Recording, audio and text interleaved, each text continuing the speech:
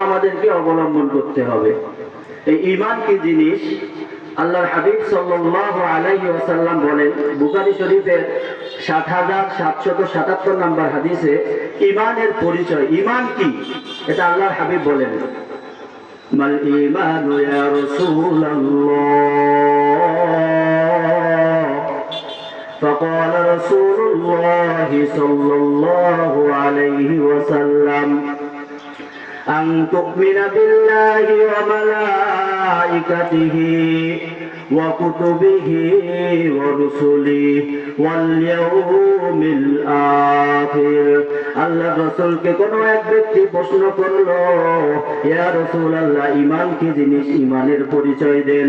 আল্লাহর হাবিব তার উত্তরে বললেন, ঈমান হচ্ছে আল্লাহ তাআলার উপর অবিচল ঈমান রাখা, আল্লাহ তাআলাকে এক বলে স্বীকার করা।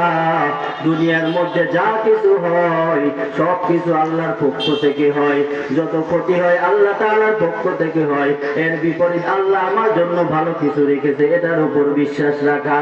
আল্লাহ রব্বুল আলামিন আমার রব, ক্ষমতার মালিক আল্লাহ, আমার সকল চাহিদা পূরণের মালিক আল্লাহ, এটার উপর তোমাকে বিশ্বাস রাখতে হবে।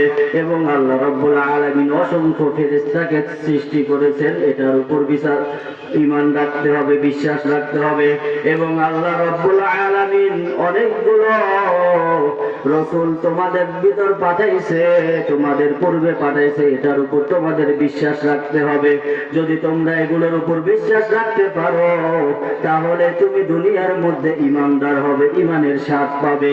ঈমানের স্বাদ পাওয়ার জন্য আমাদেরকে পরিপূর্ণ ইসলামের মধ্যে দাখিল হতে হবে, প্রবেশ হতে হবে। আর আপনি কিভাবে ইসলামের মধ্যে আছেন এটা বোঝার জন্য 5টা জিনিস আপনাকে লক্ষ্য করতে হবে। মুসলমান যদি 5টা জিনিসকে সামনে নিয়ে চলো আর 5টা গুণ যদি তোমার মধ্যে থাকে তাহলে তুমি মনে করবে দুনিয়াতে তুমি ঈমানদার, তোমার মধ্যে ঈমান আছে এবং তুমি পরিপূর্ণ রূপে ইসলামের মধ্যে আছো, এটা তোমাকে বুঝতে হবে। 1 নাম্বার গুণ হচ্ছে তোমাকে আত্মসমর্পণ করতে হবে। 2 নাম্বার গুণ হচ্ছে ইখলাস থাকতে হবে। 3 নাম্বার গুণ হচ্ছে তোমাকে বিশুদ্ধ আকীদা রাখতে হবে। 4 নাম্বার গুণ হচ্ছে উত্তম চরিত্রের অধিকারী হতে হবে। 5 নাম্বার গুণ ঈমানদারের হবে, তোমার লেনদেন স্বচ্ছ হতে হবে। মুসলমান, আমি আবারও বলছি, 1 নাম্বার গুণের নাম হচ্ছে আত্মসমর্পণ করতে হবে। 2 নাম্বার গুণ ইখলাস থাকতে হবে। 3 নাম্বার গুণ বিশুদ্ধ আকীদা থাকতে হবে। 4 নাম্বার গুণ হচ্ছে মুসলমান ঈমান রাখতে হবে, উত্তম চরিত্রের অধিকারী হতে হবে। 5 নাম্বার গুণ হচ্ছে তোমাকে লেনদেনের মধ্যে স্বচ্ছতা থাকতে হবে। যদি এই 5টা গুণ যদি তোমার মধ্যে থাকে তাহলে তুমি পরিপূর্ণ ইসলামের মধ্যে আছো, এটা বোঝা যাবে। এখন আসেন আত্মসমর্পণ কাকে বলে। ইসলাম শব্দের অর্থ হচ্ছে শান্তি, আরেকটা অর্থ হচ্ছে আত্মসমর্পণ করা। আল্লাহ রাব্বুল আলামিন আমার উপর যেটাকে বৈধ করেছেন সেটাকে বৈধ বলে মেনে নেওয়া, আর আল্লাহ রাব্বুল আলামিন আমার জন্য যেটাকে হালাল করেছে ওইটাকে হালাল হিসাবে গ্রহণ করা। আল্লাহ যেটাকে হারাম করেছে ওইটাকে হারাম হিসাবে আমাদেরকে বাদ দিতে হবে। এর বিপরীত যদি তুমি চলো তাহলে তুমি কখনোই ঈমানদার হতে পারবে না। আল্লাহ রাব্বুল আলামিন সূরাতুল আল ইমরানের 19 নম্বর আয়াতের মধ্যে বলেন, পরিপূর্ণ আত্মসমর্পণকারী কারা, দুনিয়ার মধ্যে তাদের পরিচয় আমি আল্লাহ কোরআনের মধ্যে দিয়ে দিই। ইন্নাদ-দীনা ইনদাল্লাহিল ইসলাম।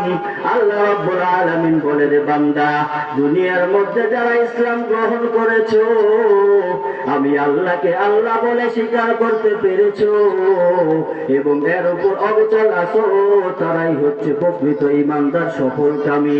এই জন্য ঈমানকে সামনে নিয়ে আমাদেরকে কাজ করতে হবে। যদি তোমার মধ্যে ঈমান যদি না থাকে তাহলে তুমি ইবাদত করবা, তোমার এই ইবাদত কোনো কাজে আসবে না। এবার ঈমানের কত দাম আমি একটা মিসাল আপনাদের সামনে দিই। বুখারী শরীফে একটা মহিলার ঘটনা এসেছে।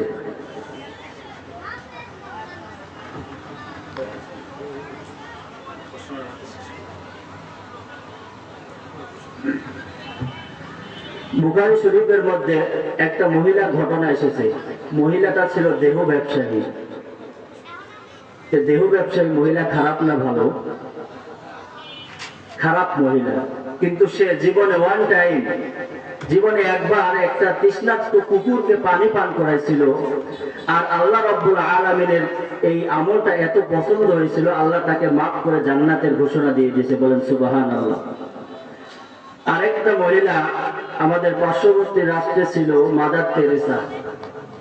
তিনি জীবনে ওয়ান টাইম না অল টাইম তিনি মানব সেবায়, সৃষ্টির শ্রেষ্ঠ মানব সেবায় তার জীবনকে নিয়োজিত করে রেখেছিল। সে কখনো এক সময় নয়, পুরো সময়টাই সে মানুষের সেবায় তার জীবন ব্যয় করে দিয়েছে। বিয়ে পর্যন্ত করে নাই। বলেন তো এই মহিলাটা জান্নাতি না জাহান্নামী? কেন? এর মধ্যে ঈমান ছিল না, সে আল্লাহকে বিশ্বাস করতো না। পক্ষান্তরে যেই মহিলাটা জীবনে একবার ভালো কাজ করেছে, সে ছিল ঈমানদার মুসলমান। আর মুসলমান ঈমান থাকা সত্ত্বে সে যখন ভালো কাজ করেছে, আল্লাহ তার পিছনের সকল গুনাহকে মাফ করে জান্নাতের ঘোষণা দিয়ে দিয়েছেন। এই জন্য আমাদেরকে ঈমান এনে, আল্লাহর উপর অবিচল ঈমান এনে তারপরে আমাদেরকে আমল করতে হবে। ঈমান না থাকলে শুধু নেক আমল দ্বারা জান্নাত কামাই করা যায় না। জান্নাতে যেতে হলে ঈমান লাগবে। ঈমান আনার পরে আপনি যদি নেক আমল করেন, এই নেক আমল আপনার জান্নাতের কোয়ালিটিটা সুন্দর করবে, উন্নত করবে। তবে শুধু নেক আমল দ্বারা জান্নাত অর্জন করা যায় না। এই কথাটা আল্লাহ রাব্বুল আলামিন কোরআনের মধ্যে বলতেছেন যে ঈমানদারের পরিচয় তিনটা আয়াত বলে শেষ করব। এক নাম্বার, ওয়াল্লাযীনা আমানু আশাদ্দু হুব্বাল লিল্লাহ। যারা ঈমানদার হবে তাদের অন্তরে আল্লাহর মহব্বত থাকবে সব থেকে বেশি। কার মহব্বত? আওয়াজ করে বলেন। আল্লাহর মহব্বত ঈমানদারের অন্তরে বেশি থাকবে। 2 নম্বর সূরাতুল আহজাবের মধ্যে আল্লাহ রাব্বুল আলামিন বলেন, আন-নাবিয়্যু আওলা বিল মুমিনিনা আনফুসাহুম ওয়া আমওয়ালাহুম। মুমিনদের অন্তরে নবীর মহব্বত থাকবে বেশি, তার অন্তরের থেকেও, তার নিজের জীবনের থেকেও বেশি মহব্বত ঈমানদারের অন্তরে থাকবে আল্লাহ এবং রাসূলের। সূরাতুত তাওবা 24 নম্বর আয়াতে আল্লাহ রাব্বুল আলামিন বলেন, 8টা যদি মহব্বত তোমার মধ্যে বেশি থাকে, 8টা জিনিসের মহব্বত তোমার অন্তর থেকে বাহির করতে হবে। মহব্বত করবা, তবে বেশি মহব্বত রাখতে হবে আল্লাহর উপর, রাসূলের উপর। এই কথাটা আল্লাহ সূরাতুত তাওবা 24 নম্বর আয়াতের মধ্যে বলেন। এই 8টা জিনিসের মহব্বত কি? খুব খেয়াল করে শুনবেন। কুল ইন কানা আবাউকুম ওয়া আবনাউকুম ওয়া ইখওয়ানুকুম ওয়া أزواجكم وعشيرتكم وأموال اقترفتموها وتجارة تخشون كسادها ومساكن ترضونها أحب إليكم من الله ورسوله وجهاد في سبيل الله। আল্লাহ রাব্বুল আলামিন বলে, ঈমানদার তোমার মধ্যে একটা জিনিসের মহব্বত বেশি থাকতে পারবে না আমি আল্লাহর থেকে। 1 নাম্বার মহব্বত, ছেলে সন্তানের মহব্বত বেশি রাখতে পারবা না, বাবা পিতা মাতার মহব্বত বেশি রাখতে পারবা না, তোমার স্ত্রীর মহব্বত বেশি রাখতে পারবা না, তোমার নেতার মহব্বত বেশি রাখতে পারবা না। তুমি যেই অর্থ সম্পদ অর্জন করেছো, এই অর্থ সম্পদের মহব্বত তোমার অন্তরে বেশি থাকতে পারবে না। তুমি যেই ঘর বানাইছো, এই ঘরের মহব্বত বেশি রাখতে পারবা না, তার থেকে বেশি রাখতে পারবা না। আহাব্বা ইলাইকুম মিনাল্লাহ ওয়া রাসূলিহি ওয়া জিহাদিন ফি সাবিলিল্লাহ। আল্লাহ থেকে বেশি মহব্বত যদি তুমি তোমার নেতারে যদি করো, আল্লাহ রাসূলের থেকে মহব্বত যদি নেতার বেশি থাকে, তুমি যতই ঈমানদার বলো না কেন, তোমার মধ্যে ঈমানের কোনো লেশ থাকবে না। বলেন নাউযুবিল্লাহ। এই জন্য আমাদেরকে মহব্বত বেশি করতে হবে কাকে? আল্লাহকে। এতক্ষণ আলোচনায় কি বুঝলেন? নেক আমল দিয়ে কি আমরা জান্নাত অর্জন করতে পারবো? নেক আমল দিয়ে জান্নাতের মান উন্নত করা যাবে।